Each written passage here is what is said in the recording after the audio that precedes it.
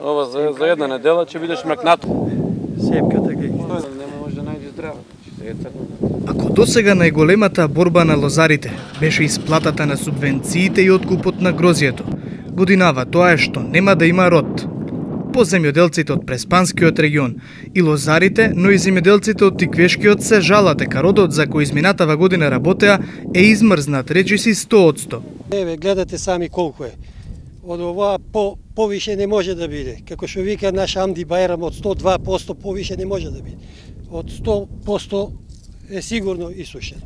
Покрај политичката катастрофа, еве не задеси и оваа катастрофа. Ова е поради доцните мрази кои што настана 21 април. Речиси целата општина е зафатена со ова елементарна непогода, во која бараме државата не обештети, затоа што вакво невреме немало, луѓето не памтат од 1978 година. Најмногу како што велат тие криво име што и покрај најавите од Министерството за земјоделство, никој од владата, ниту од општинските власти не извршиле преглед за штетите. До сега нема никој дојдено, нити да не праша дали сме живи и здрави, дали нешто има како што е, никој нема дојдено од општина, никој. Не очекуваме да се критикуваат у владата. Не сакаме такви репризи, еден на друг, контра реплики едно. Нека дојдат тие парламентарци сите, и од СДС, и од ДУИ, и од ВМРО, нека дојдат да видат што работиме ние и што ствараме за они таму да се препукуваат еден со друг и да не знаат кој што работи. Во Неготино, јас немам разбрано да дошол никој да дојде овака на терен, да се сними, да се види колку е оштетено. Ова е катастрофално за целата општина во Неготино, не само за земјоделците, ова ќе ги опфати и земјоделските аптеки, дуќани, ресторани, кафулиња, се. Скапано.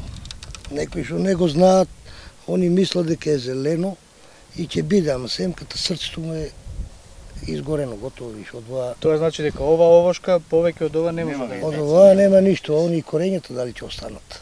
Министерот за земјоделство Михаил Цветков на земјоделците и лозарите им порача дека комисии ќе излезат за да ја утврдат штетата, а дека засега проблем е коализијата на законите, но дека истата ќе биде надоместена. Доколку наскоро не добијат одговор и поддршка од властите, лозарите предупредуваат дека ќе го блокираат патниот правец Скопје-Гевгелија. Лозарите сите се во паника, луѓето сите прашуваат, се консултираат со нас, со агрономите, како ќе биде, што ќе биде, дали ќе потера, зашто не се знае луѓето дали ќе потера оваа година. И овошките исто така. Еве може самите забележите, кајсија, праска, сето е 100% уништено.